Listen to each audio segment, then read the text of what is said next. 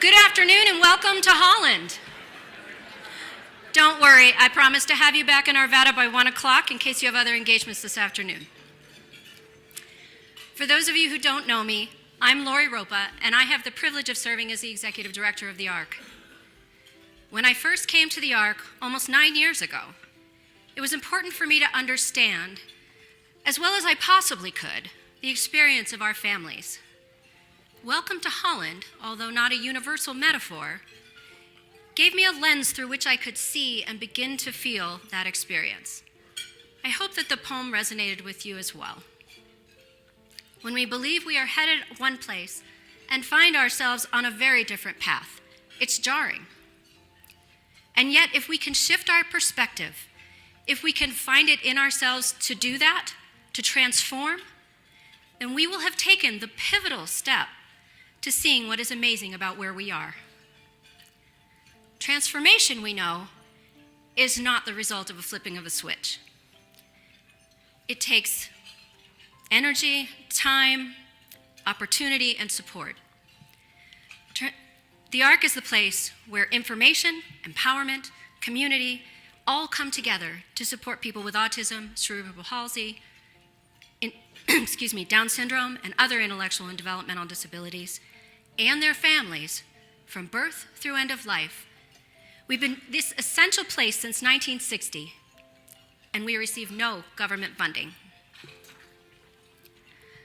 From the moment a child is given a diagnosis, his or her family grieves their long-awaited trip to Italy. The ARC helps to transform that grief into hope through our Mobilizing Families program. Since the program began, more than 1,300 parents have traveled that path, creating a legacy of families who in turn have brought hope to the next generation. The ARC's transformative power is especially visible through our individual advocacy program. Advocacy empowers people, bringing them from an overwhelming state of confusion and uncertainty to a new reality where they feel knowledgeable, capable, and confident. It's at the heart of everything we do here at the ARC. Imagine going through the death of an aging parent, moving to a new state, being victimized by a family member, and when you are moved to a seemingly safe home, being violated again by the person entrusted with your care. How would you get through it? Any of these events alone would be traumatic, but Mary experienced them all. She was devastated. Our advocate worked with Mary and her team to establish stable services, allowing her to work through her trauma and her loss while settling her into yet another new home with eyes toward a brighter future. And Mary is one of the most resilient people I've ever met, as are the nearly 1,200 others whom we have this honor of serving. Our dedicated team of advocates is made up of just 6 individuals, 5 full-time and 1 part-time, though you would never know it if you looked at the number of lives they touch. Last year, each of our advocates supported an average of 215 people in just 255 days. And Mary is just one of those 1,200 people who needed our help last year. It took our advocate more than 4 months to work through her most critical issues, and she is still receiving ongoing support. More than 1/3 of the people that the ARC serves have issues as complex as Mary. If you're coming to the conclusion that doing this work is more than any 5 or even 6 advocates can do from year to year, you're right. And issues and systems continue to get more complex, so additional staffing will be needed to ensure that people like Mary don't ever have to go without our help. One of the most difficult aspects of our work is supporting people who have been victimized. Shockingly, violent crime against people with intellectual disabilities occurs at more than 15 times the rate of people without disabilities. With regard to sexual abuse in particular, one study indicates that nearly 1 out of 2 people with an intellectual disability will experience more than 10 incidents of abuse in their lifetimes.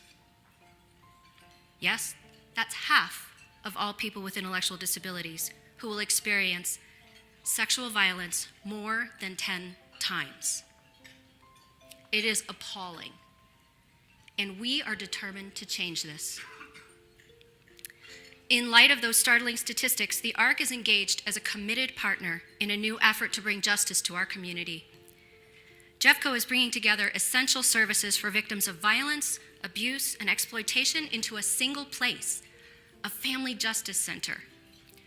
The ARC is deeply involved in its development, and we will be on site to ensure that all victims, including people with intellectual and developmental disabilities, will survive with dignity instead of suffer in silence.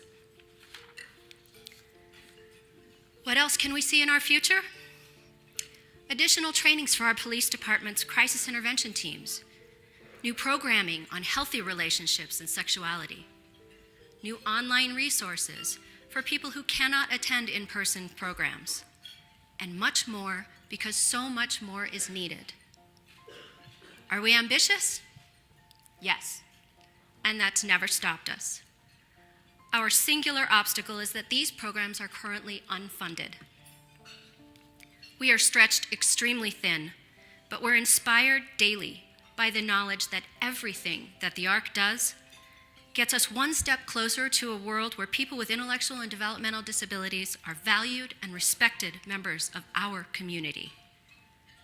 We walk alongside people as they move from grief to hope, from feeling overwhelmed to confident, from living a compliant life to an empowered one.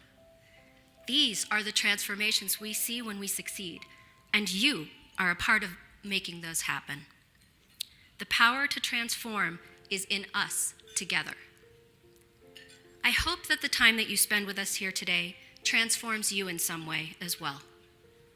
Through our shared experience, your heart and mind will embrace Holland for all that it is.